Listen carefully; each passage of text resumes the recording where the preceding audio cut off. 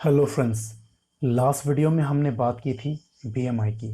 BMI यानी body mass index, एक ऐसा फॉर्मूला जिसके इस्तेमाल से कोई भी अपना बॉडी वेट उसके हाइट के अनुसार है कि नहीं जान सकता है।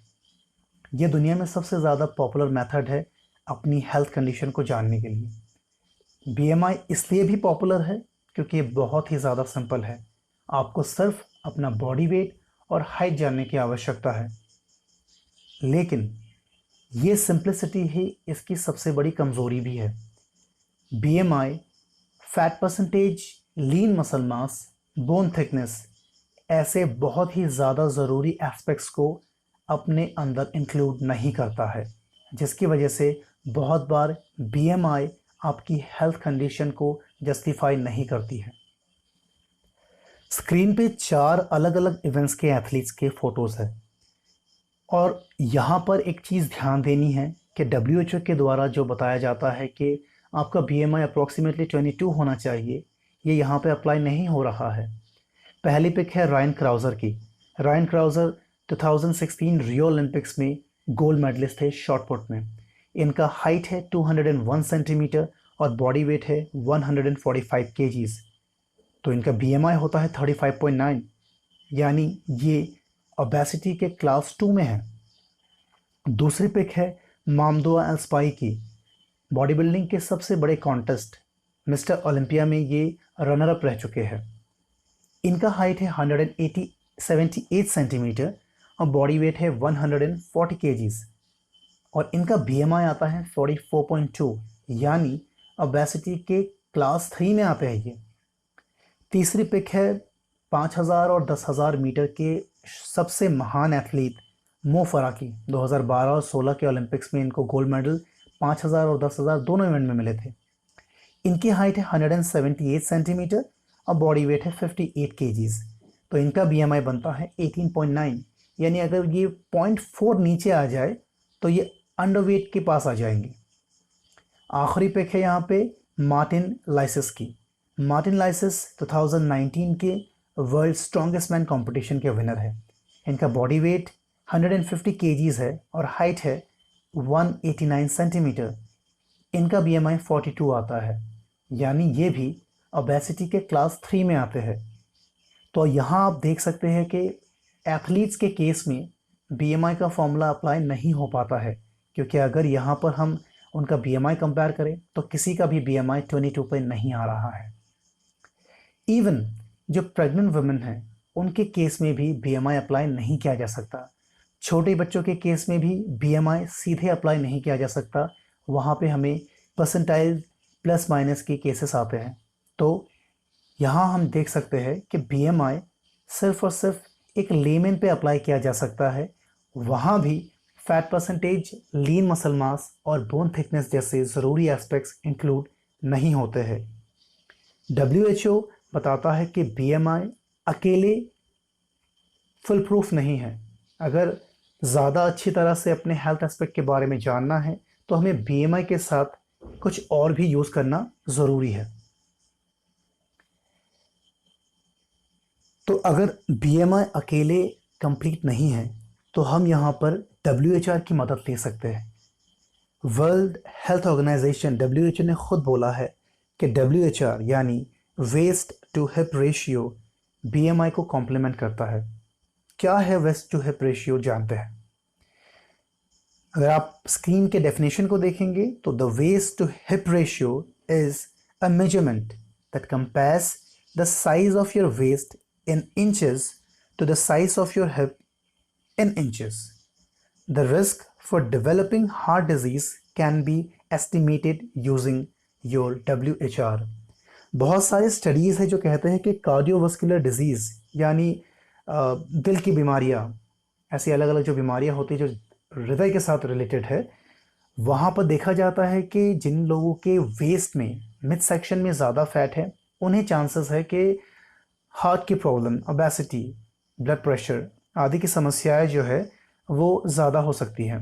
डब्ल्यूएचआर एक सिंपल सा फॉर्मूला है, डेफिनेशन के मुताबिक आपने देख ही लिया है।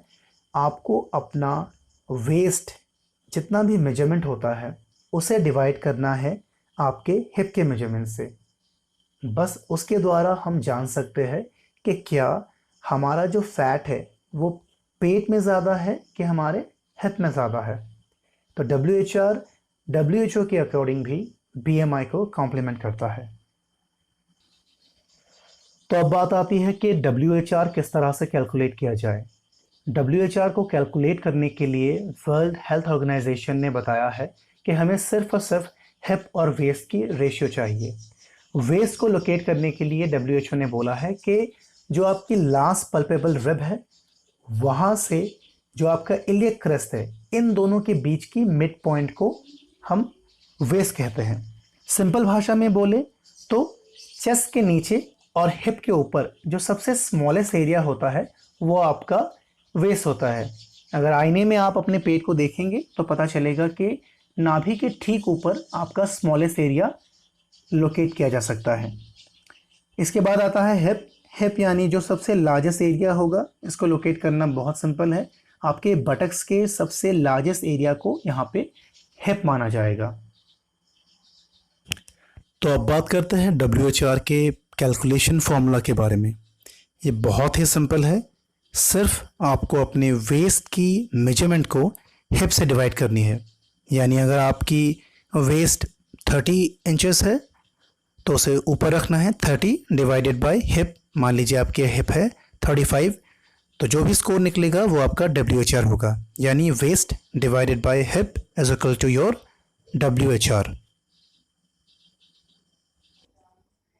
जिस तरह से BMI अपना एक चार्ट रखता है जिसको देखकर हम ये समझ जाते हैं कि हमारा बॉडी वेट हमारे हाइट के अनुसार है या नहीं, ठीक उसी तरह से WHO का भी अपना एक चार्ट है। इसे देखकर हम ये समझ सकते हैं कि हमारी जो हेल्थ कंडीशन है वो किस रिस्क लेवल पे आती है। यहाँ पे 3 कैटेगरी है, लो, मॉडरेट एंड हाई। ये बताती है कि हमारी हेल्थ रिस्क लेवल कितनी ज़्यादा है कितनी कम है। लो यानी अगर आपका WHR 0.80 या 0.95 पुरुषों और महिलाओं के केस में अगर ये आपका स्कोर है तो आपकी हेल्थ रिस्क लेवल बहुत ही कम है। मॉडरेट 0.81 से लेकर 0.85 महिलाओं के लिए और पुरुषों के लिए 0.96 से लेकर 1.0, ये मॉडरेट में आता है, यानी आप एवरेज में आते हैं, आप एक नॉर्मल लाइफ जी रहे हैं। हाई यहाँ पे ख़तरा बढ़ जाता है। अगर आप एक महिला है और आपका स्कोर 0.86 और अगर आप एक पुरुष है और आपका स्कोर 1.0 से ज़्यादा है तो कार्डियोवास्कुलर डिजीज़, ओबेसिटी और ब्लड प्रेशर होने के चांसेस आपको ज़्यादा हो सकते हैं। तो इसीलिए हमें कोशिश करनी है कि हमारी वेस्ट का साइज़ कम से कम मॉडरेट या उसके नीचे रहे। तो यहाँ पे एक एग्जांपल हम लेते हैं WHR कैलकुलेट करने के लिए। मान लीजिए किसी व्यक्ति की जो वेस्ट है वो 36 इंचेस है और उसकी हिप है 40। 36 को अब जब हम यहाँ पे डिवाइड करते हैं 40 से तो स्कोर आता है 0.9। यानी अगर आप एक पुरुष है जिसकी वेस्ट 36 है और हिप 40 तो आपका जो रिस्क लेवल है वो लो है। लेकिन अगर आप एक महिला है तो आपका रिस्क लेवल मॉडरेट में आता है। WHR को थोड़ा सा और डिटेल में समझते हैं। WHR ने इंसानों की बॉडीज को 3 अलग अलग कैटेगरी में डिवाइड किया है। बॉडी शेप के अनुसार इंसान पियर, एवोकाडो और एप्पल की कैटेगरी में आते हैं। पियर यानी ऐसे लोग जिनकी बॉडी में फैट लोअर पोर्शन में ज़्यादा होता है, तो ये लोग हेल्थ रिस्क के कंपैरिजन में बहुत ही लो रहते हैं। एवोकाडो यानी ऐसे लोग जिनकी बॉडी फैट अपर बॉडी और लोअर बॉडी में इक्वली डिवाइडेड होते हैं, फिर भी ये पियर से अच्छा नहीं माना जाता, इनका जो हेल्थ रिस्क है वो मॉडरेट में आता है। और फाइनली एप्पल जो सबसे ख़तरनाक होता है, ऐसे लोग जिनका मैक्सिमम बॉडी फैट उनके मिड सेक्शन यानी पेट में होता है, ऐसे लोगों को कार्डियोवास्कुलर डिजीज़ होने के चांसेस ज़्यादा बढ़ जाते हैं। अगर अपनी हेल्थ कंडीशन को जानने के लिए आपने सिर्फ और सिर्फ BMI का इस्तेमाल किया है तो आपको एक्यूरेट रिजल्ट्स नहीं मिलेंगे। WHR का भी इस्तेमाल करें और उसके बाद ही कंपेयर करें। अगर आप ओवरवेट भी हो रहे हैं और आपका बॉडी शेप एप्पल में आ रहा है तो हाँ, आपको अपना वज़न कम करना चाहिए। उसी तरह से अगर आप अंडरवेट आ रहे हैं और आपका जो बॉडी शेप है वो पियर है तो यहाँ पर कहीं ना कहीं आपको अपना बॉडी वेट बढ़ाना है अपनी बॉडी शेप को मेंटेन करते हुए। अगर आपको वीडियो अच्छा लगा हो तो लाइक करें, वीडियो को शेयर करें। धन्यवाद।